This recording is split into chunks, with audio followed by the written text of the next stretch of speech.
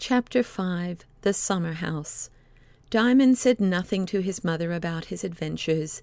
He had half a notion that North Wind was a friend of his mother, and that, if she did not know all about it, at least she did not mind his going anywhere with the Lady of the Wind. At the same time, he doubted whether he might not appear to be telling stories if he told all, especially as he could hardly believe it himself when he thought about it in the middle of the day, although when the twilight was once halfway on to night he had no doubt about it, at least for the first few days after he had been with her. The girl that swept the crossing had certainly refused to believe him. Besides, he felt sure that North Wind would tell him if he ought to speak. It was some time before he saw the Lady of the Wind again. Indeed, nothing remarkable took place in Diamond's history until the following week. This was what happened then. Diamond the horse wanted new shoes, and Diamond's father took him out of the stable and was just getting on his back to ride him to the forge when he saw his little boy standing by the pump and looking at him wistfully. Then the coachman took his foot out of the stirrup, left his hold of the mane and bridle, came across to his boy, lifted him up, and, setting him on the horse's back, told him to sit up like a man. He then led away both Diamonds together. The boy atop felt not a little tremulous as the great muscles that lifted the legs of the horse knotted and relaxed against his legs, and he cowered toward the withers, grasping with his hands the bit of mane worn short by the collar. But when his father looked back at him, saying once more, "Sit up, Diamond," he let the mane go and sat up, notwithstanding that the horse, thinking, I suppose, that his master had said to him, "Come up, Diamond," stepped out faster. For both the Diamonds were just grandly obedient. And Diamond soon found that, as he was obedient to his father, so the horse was obedient to him. For he had not ridden far before he found courage to reach forward and catch hold of the bridle, and when his father, whose hand was upon it, felt the boy pull it toward him, he looked up and smiled, and, well pleased, let go his hold and left Diamond to guide Diamond, and the boy soon found that he could do so perfectly. It was a grand thing to be able to guide a great beast like that, and another discovery he made was that, in order to guide the horse, he had in a measure to obey the horse first. If he did not yield his body to the motions of the horse's body, he could not guide him. He must fall off. The blacksmith lived at some distance, deeper into London. As they crossed the angle of a square, Diamond, who was now quite comfortable on his living throne, was glancing this way and that in a gentle pride when he saw a girl sweeping a crossing scuddingly before a lady. The lady was his father's mistress, Mrs. Coleman, and the little girl was she for whose sake he had got off North Wind's back. He drew Diamond's bridle in eager anxiety to see whether her outstretched hand would gather a penny from Mrs. Coleman. But she had given one at the last crossing, and the hand returned only to grasp its broom. Diamond could not bear it.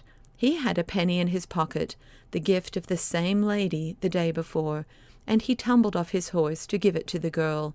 He tumbled off, I say, for he did tumble when he reached the ground, but he got up in an instant and ran, searching his pocket as he ran. She made him a pretty curtsy when he offered his treasure, but with a bewildered stare.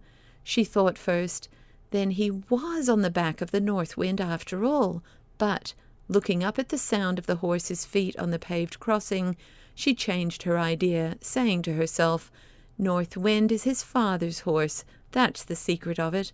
Why couldn't he say so?" And she had a mind to refuse the penny. But his smile put it all right, and she not only took his penny, but put it in her mouth with a, "Thank you, mister. Did they wallop you then?" "Oh, no," answered Diamond. "They never walloped me." "Lor!" said the little girl, and was speechless. Meantime, his father, looking up and seeing the horse's back bare, suffered a pang of awful dread, but the next moment, catching sight of him, took him up and put him on, saying, "Don't get off again, Diamond. The horse might have put his foot on you." "No, father," answered the boy, and rode on in majestic safety. The summer drew near, warm and splendid. Miss Coleman was a little better in health, and sat a good deal in the garden. One day she saw Diamond peeping through the shrubbery and called him. He talked to her so frankly that she often sent for him after that, and by degrees it came about that he had leave to run in the garden as he pleased. He never touched any of the flowers or blossoms, for he was not like some boys who cannot enjoy a thing without pulling it to pieces, and so preventing everyone from enjoying it after them. A week even makes such a long time in a child's life that Diamond had begun once more to feel as if North Wind were a dream of some far-off year. One hot evening he had been sitting with the young mistress, as they called her, in a little summer-house at the bottom of the lawn, a wonderful thing for beauty, the boy thought, for a little window in the side of it was made of coloured glass. It grew dusky, and the lady began to feel chill and went in, leaving the boy in the summer-house. He sat there gazing out at a bed of tulips, which, although they had closed for the night, could not go quite asleep for the wind that kept waving them about. All at once he saw a great bumblebee fly out of one of the tulips. "There, that is something done," said a voice, a gentle, merry, childish voice, but so tiny. "At last it was. I thought he would have had to stay there all night, poor fellow. I did." Diamond could not tell whether the voice was near or far away. It was so small, and yet so clear. He had never seen a fairy, but he had heard of such, and he began to look all about for one. And there was the tiniest creature sliding down the stem of the tulip. "Are you the fairy that herds the bees?" he asked, going out of the summer-house and down on his knees on the green shore of the tulip bed. "I'm not a fairy," answered the little creature. "How do you know that?" "It would become you better to ask how you are to know it." "You've just told me." "Yes, but what's the use of knowing a thing only because you're told it?" "Well, how am I to know you are not a fairy? You do look very like one." "In the first place, fairies are much bigger than you see me." "Oh," said Diamond reflectively, "I thought they were very little." "But they might be tremendously bigger than I am, and yet not very big. Why, I could be 6 times the size I am, and not be very huge. Besides, a fairy can't grow big and little at will, though the nursery tales do say so. They don't know better. You stupid Diamond, have you never seen me before?" And as she spoke, a moan of wind bent the tulips almost to the ground, and the creature laid her head on Diamond's shoulder. In a moment he knew that it was North Wind. "I am very stupid," he said, "but I never saw you so small before, not even when you were nursing the primrose. Must you see me every size that can be measured before you know me, Diamond? But how could I think it was you taking care of a great, stupid bumblebee?" The more stupid he was, the more need he had to be taken care of. What with sucking honey and trying to open the door, he was nearly dazed.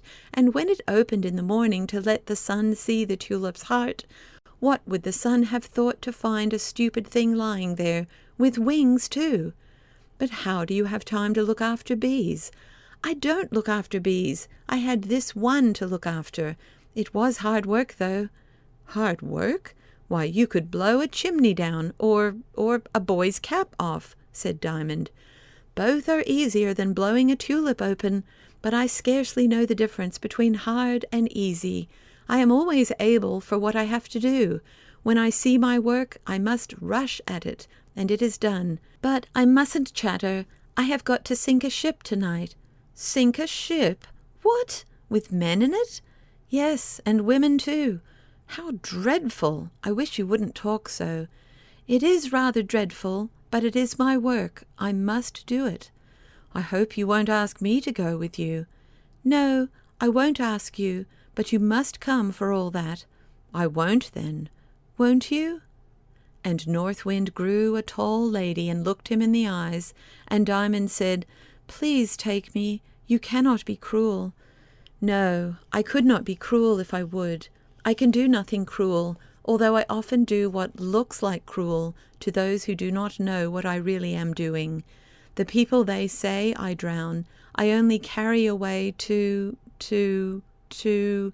well, the back of the north wind. That is what they used to call it long ago, only I never saw the place. How can you carry them there if you never saw it? I know the way. But how is it you never saw it? Because it is behind me. But you can look round. Not far enough to see my own back. No, I always look before me. In fact, I grow quite blind and deaf when I try to see my back. I only mind my work. But how does it be your work? Ah, that I can't tell you. I only know it is because when I do it, I feel all right, and when I don't, I feel all wrong. East Wind says, only one does not exactly know how much to believe of what she says, for she is very naughty sometimes. She says it is all managed by a baby, but whether she is good or naughty when she says that, I don't know. I just stick to my work. It is all one to me to let a bee out of a tulip or to sweep the cobwebs from the sky. You would like to go with me tonight? I don't want to see a ship sunk, but suppose I had to take you. Why then, of course, I must go. There's a good Diamond. I think I had better be growing a bit, only you must go to bed first. I can't take you till you're in bed. That's the law about the children. So I had better go and do something else first. Very well, North Wind, said Diamond. What are you going to do first, if you please? I think I may tell you. Jump up on the top of the wall there. I can't. Ah, and I can't help you. You haven't been to bed yet, you see. Come out to the road with me, just in front of the coach house, and I will show you. North Wind grew very small indeed, so small that she could not have blown the dust off a dusty miller, as the Scotch children call a yellow aracoola. Diamond could not even see the blades of grass move as she flitted along by his foot. They left the lawn, went out by the wicket in the coach-house gates, and then crossed the road to the low wall that separated it from the river. "You can get up on this wall, Diamond," said North Wind. "Yes, but my mother has forbidden me." "Then don't," said North Wind. "But I can see over," said Diamond.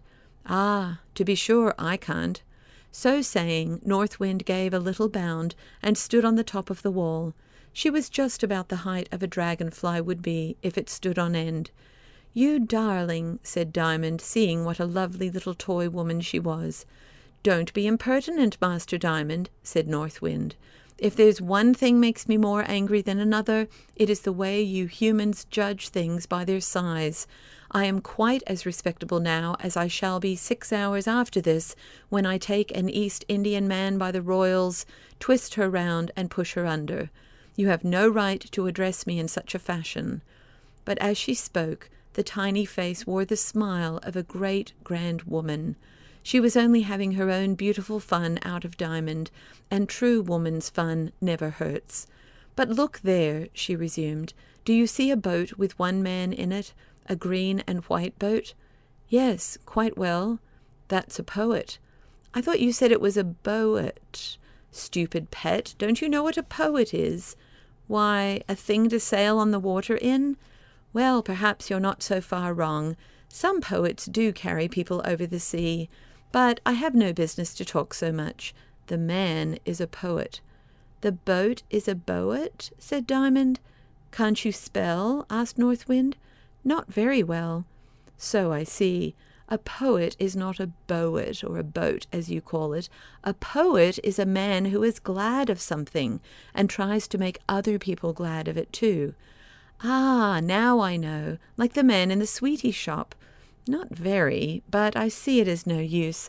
I wasn't sent to tell you, and I can't tell you. I must be off. Only first, just look at the man." "He's not much of a rower," said Diamond, paddling first with one fin and then with the other. "Now look here," said North Wind, and she flashed like a dragonfly across the water, whose surface rippled and puckered as she passed. The next moment the man in the boat glanced about him and bent to his oars. The boat flew over the rippling water. Man and boat and river were awake. The same instant almost, North Wind perched again upon the river wall. "How did you do that?" asked Diamond. "I blew in his face," answered North Wind. "I don't see how that could do it," said Diamond. "I dare say not, and therefore you will say you don't believe it could. No, no, dear North Wind, I know you too well not to believe you. Well, I blew in his face, and that woke him up. But what was the good of it? Why, don't you see? Look at him, how he is pulling. I blew the mist out of him. How was that?" "That is just what I cannot tell you. But you did it. Yes, I have to do 10,000 things without being able to tell how." "I don't like that," said Diamond. He was staring after the boat.